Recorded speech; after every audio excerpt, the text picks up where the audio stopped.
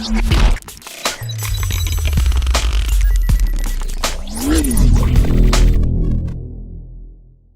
ដីបងប្អូនថ្ងៃនេះជួបគ្នាទៀតហើយនៅវីដេអូថ្មីមួយទៀតទាក់ទងនឹងការប្រើប្រាស់កម្មវិធី tool មួយគឺកម្មវិធីនេះគឺ crop tool ក្នុងវីដេអូថ្ងៃនេះដែរខ្ញុំនឹងបង្ហាញតែ crop tool មួយទេ3នេះទៀតខ្ញុំនឹងទុកនៅវីដេអូក្រោយៗទៀតព្រោះវាចំណាយពេលយូរហើយដោយសារ tool ប្រមាណលើនេះគឺយើងបានមើលរួចរាល់អស់ហើយនៅវីដេអូមុនហើយឥឡូវយើងចូលធ្វើតែម្ដងហើយមុននឹងចូលសូមជួយចុច Subscribe ហើយនិងសញ្ញាកណ្ដឹងដើម្បីទទួលបានវីដេអូថ្មីទៀតបាទឥឡូវយើងចូលបង្កើតกระดาษស្លឹកកិច្ចការយើងមកនៅថ្ងៃនេះដែរខ្ញុំនឹងបង្ហាញពីរបៀប crop tool ដែរប៉ុន្តែតកតទៅនឹងការធ្វើกระดาษស្លឹកកិច្ចការរូបថត 4x6 យើង rename វាមក 4x6 អូខេហើយកระดาษវាប្រដេកនេះគឺ15មកណាសង់ទីម៉ែត្រគិតជាសង់ទីម៉ែត្រហើយបញ្ឈរនេះគឺกระดาษបញ្ឈរនេះគឺ10សង់ទីម៉ែត្រ resolution វា300 pixel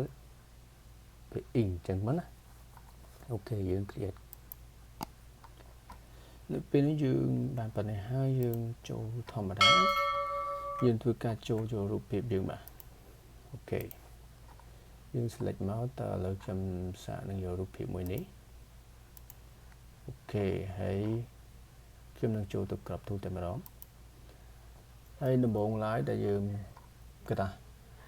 កិច្ចការយើងដែលយើងមិនទាន់ដែលបានប្រើសោះបងប្អូនដែលមិនទាន់បានប្រើគឺវាចេញទៅទេសារបែបនេះយើងคลิกមើលតំណឹងហើយគឺវាចេញបែបនេះដោយសារយើងមិនទាន់ដែលបានកំណត់តម្លៃលេខទំហំរូបស្លឹកឥឡូវនេះយើងចូលទៅក្នុង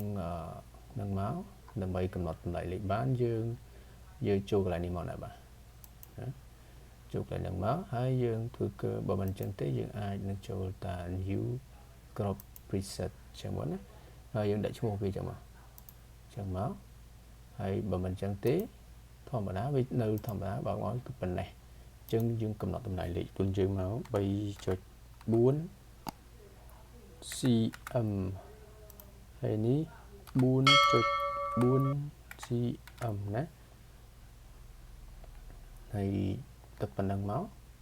គឺយើងអាចបានហើយប៉ុន្តែដោយសារខ្ញុំមានកំណត់តម្លៃលេខខ្ញុំឲ្យស្រេចហើយគឺខ្ញុំចូលតែនេះតែម្ដងទៅបាទអូខេដល់ប៉ុណ្ណឹងមកបានហើយឥឡូវនេះយើងធ្វើការកំណត់กระดาษរូបឆ្មានេះឲ្យគ្រប់ 4x6 ហ្នឹង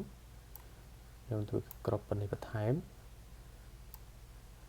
ប៉ុណ្ណេះមកអូខេដោយសារវាធំពេកខ្ញុំប្រួយវាចូលតិចទៅយកត្រឹមនេះទៅបានអូខេប៉ុណ្ណឹងមកហើយយើងចុច move tool យើងក្របហើយយើង move tool យើងទាញกระดาษហ្នឹងគឺទាញរូបភាពហ្នឹងទៅដាក់กระดาษកិច្ចការយើងមកដាក់ដល់នេះមកហើយយើងធ្វើការក្របវាឲ្យវាតូចតិចសិនមកបាទអូខេឥឡូវនេះយើងយកប៉ុណ្ណឹងមកយើងគិតថានេះបាន1នេះ2នេះ3យើងជួយយើងបួនវាតូចទៀតដើម្បីដាក់បាន4ស្លឹកប៉ុណ្ណឹងអូខេយើង enter ហើយដើម្បីបានសន្តាស់កិច្ចការតម្រង់កិច្ចការនៅដដែលនៅប្រើថ្ងៃក្រោយទៀតយើងធ្វើការចងវាដើម្បីក្នុងការប្រើប្រាស់លើក្រោយមកយើងចុចតែ shortcut គឺប៉ុណ្ណឹងមកយើង shortcut វា copy ចេញជាស្លឹកឲ្យយើងតែម្ដងបាទឥឡូវដើម្បីបានយើងចូលទៅក្នុង window មកយើងចុចទៅក្នុង action នេះ F9 ហើយយើងធ្វើការ create new មកណាចុច create new ហើយយើងដាក់ថា 4x6 picture ចឹងមកណាដាក់តាមបងប្អូនដែលអាចចង់បានទំហំបែបអីហើយនេះជា shortcut key ដែលវាឲ្យយើងរើសបានពីលេខ F2 ទៅ F12 ហើយបងប្អូនឆ្លាញ់ F1 ណាយើងយកមកទៅឥឡូវខ្ញុំឧទាហរណ៍ខ្ញុំយក F5 នេះមកហើយយើងអាចបូកបញ្ចូលជាមួយ shift ឬក៏ control មកអញ្ចឹងយើង shift មកបាទហើយកន្លែងនេះគឺដាក់ធម្មតាទៅអូខេកន្លែងនេះគឺ default action តែប៉ុណ្្នឹងដែរហើយយើងធ្វើការ record ណា complete គឺ shortcut វានេះ function key វាគឺ F5 បូកជាមួយនឹង shift បើមិនអញ្ចឹងយើងដាក់តែ F5 ទៅទេក៏បានបើយើងជឿដាក់ចេះមកក៏បានអូខេឥឡូវយើងដាក់បែបនេះហើយយើងធ្វើការ record នៅពេលដែលយើងចុច record គឺវាចេញពណ៌ក្រហមបែបនេះហើយណាឥឡូវយើងធ្វើការ copy តើយើងចុច shortcut key L នេះធ្វើការទាញហើយដើម្បីទាញឲ្យបានត្រង់យើងចុច shift មួយទៀតមកគឺវាទាញត្រង់មកអូខេប៉ុណ្ណេះហើយ shift L ទៀតមកយើងទាញទៀតប៉ុណ្ណេះ shift L ទាញទៀតគឺប៉ុណ្ណេះអូខេប៉ុណ្ណេះមកបាទហើយយើងធ្វើការ copy ទាំងអស់ណាហើយយើងធ្វើការទាញវាឲ្យត្រង់មកកណ្ដាលនេះមកសុំទោសគឺយើងធ្វើការ copy វាទាំងអស់ហើយយើងធ្វើការទាញវាឲ្យចំកណ្ដាលនេះមកហើយយើងចុច Alt Shift ដើម្បីទាញវា copy សុំទោសយើង copy ម្ដងទៀតយើង select យកវាទាំងអស់ហើយយើងចុច Alt ដើម្បីទាញវាទម្លាក់មកក្រោមនេះដាក់ប៉ុណ្ណេះមកប៉ុណ្ណេះយើងបន្លែងអូខេបានប៉ុណ្ណឹងហើយយើងធ្វើការ stop record វាមកបាទយើងឈប់មកអូខេ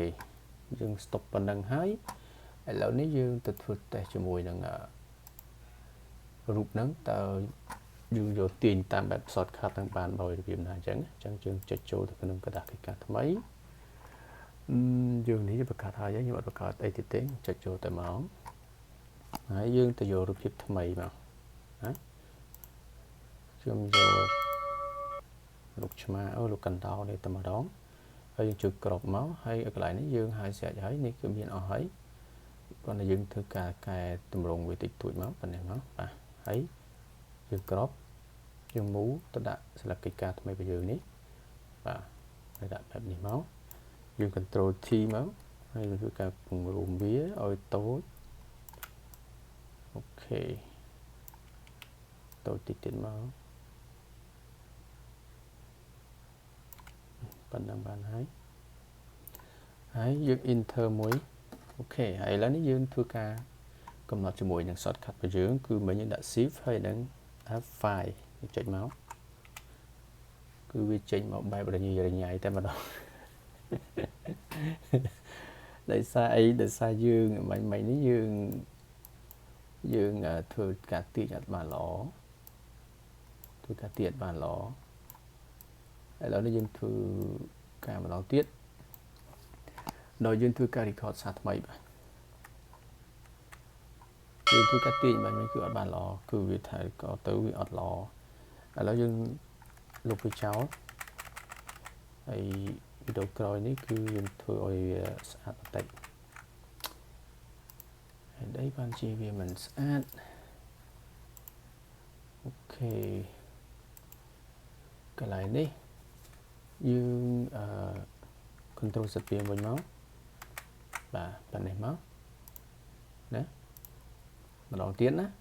ឥឡូវខ្ញុំខុសបច្ចេកទេសដែរយើងធ្វើការ record តែមុន record យើងលុបចាស់យើងចេញមកណា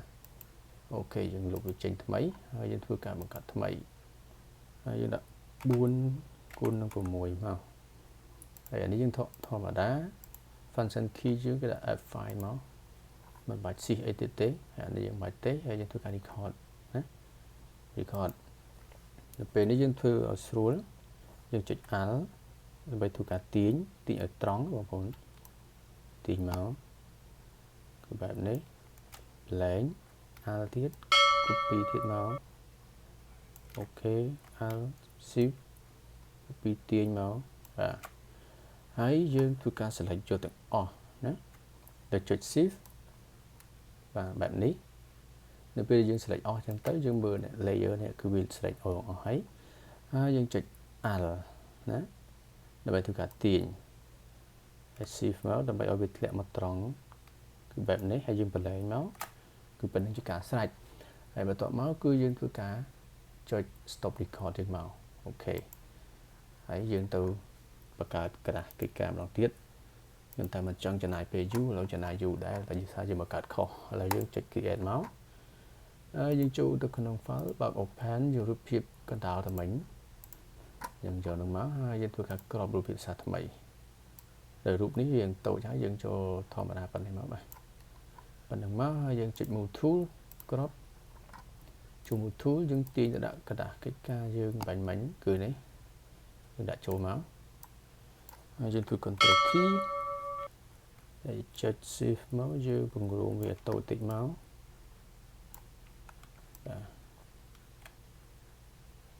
tôi về